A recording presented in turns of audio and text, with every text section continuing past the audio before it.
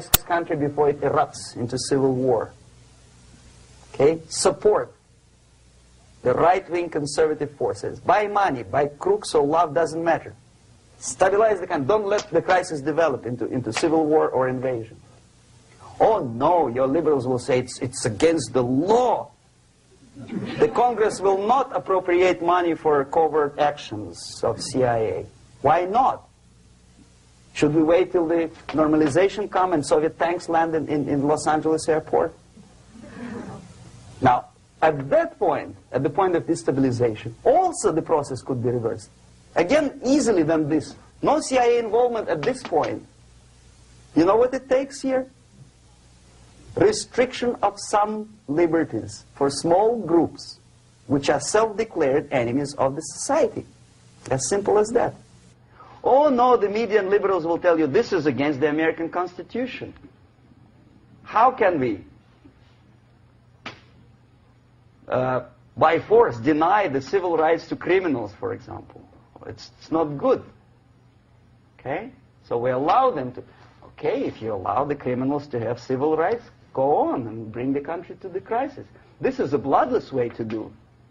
Curb the rights. I mean, not to put them in prison. No, I'm not talking about putting all the gays from San Francisco in the concentration camp. Do not allow them to take political force. Do not elect them to the seats of power, whether it is municipality level, state level, or federal level.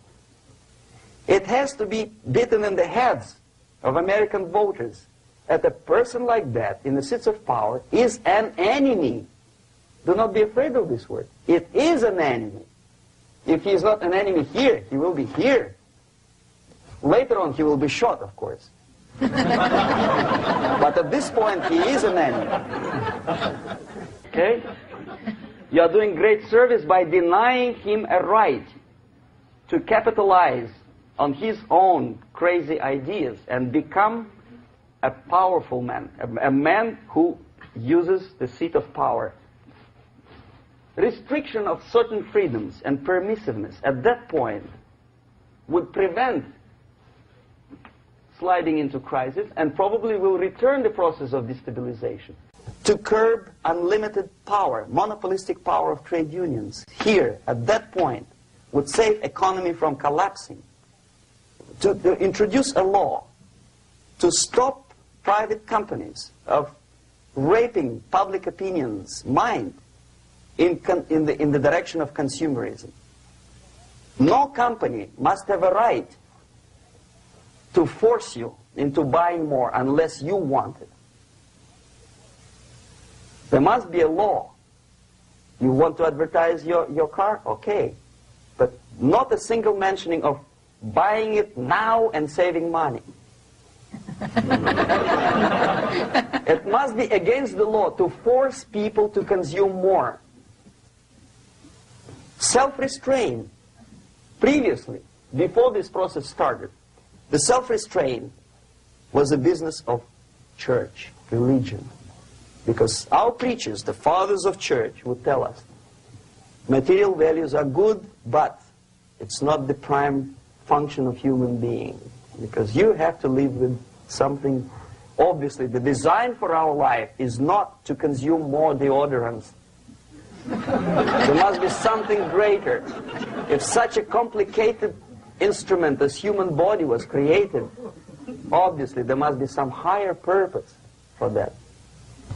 And it's very easy to avoid destabilization by denying the greedy companies one little freedom, one little liberty, forcing you into turning yourself into processors of unwanted products and goods. They turn you into machines, like the worm who there's inlet and outlet. So, and how long an average appliance lasts these days? Less than a year. Why? Where's workmanship? Well, we want you to buy more. Okay. Destabilization process could be easily overcome if, as I say, the society, by its own will or after persuasion by the leaders, will come to the idea of self-restraint. It's so hard, we want to consume more. But you have to. Unless you will come to this stage, when, as we say in Russia, if Sahara Desert ever becomes a communist state, there will be shortage of sand. So you have to curb your... you have to curb your expectations at this point before it's too late. But no, we don't want to do it. Demoralization process. Again, it's the easiest thing to reverse. First of all, by restricting import of propaganda. The easiest thing to do.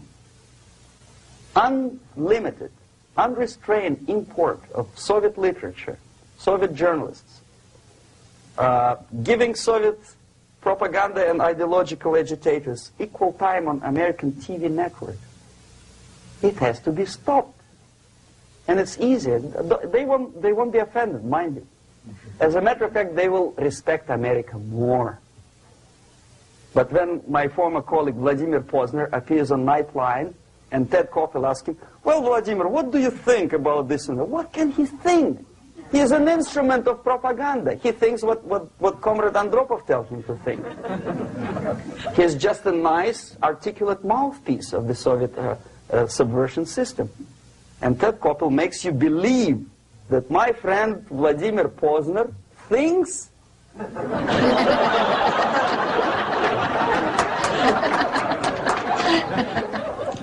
the process of demoralization may not have started at all if at that point the country, which is a recipient of subversion, actively, not violently, but actively, prevents importation of foreign ideology. I don't want America to follow the pattern of ancient Japan. You don't have to shoot every foreigner when it approaches the sacred borders of the United States. But when he offers you a junk in the disguise of very shiny something, you have to tell him, no, we have our own junk.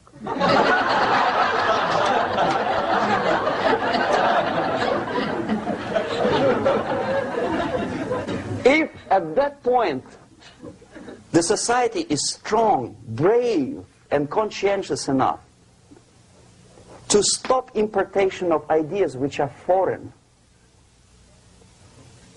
then the whole chain of events could be prevented. Recently I've been to Philippines, and I was shocked how in big cities like Manila, children listen to deafening music.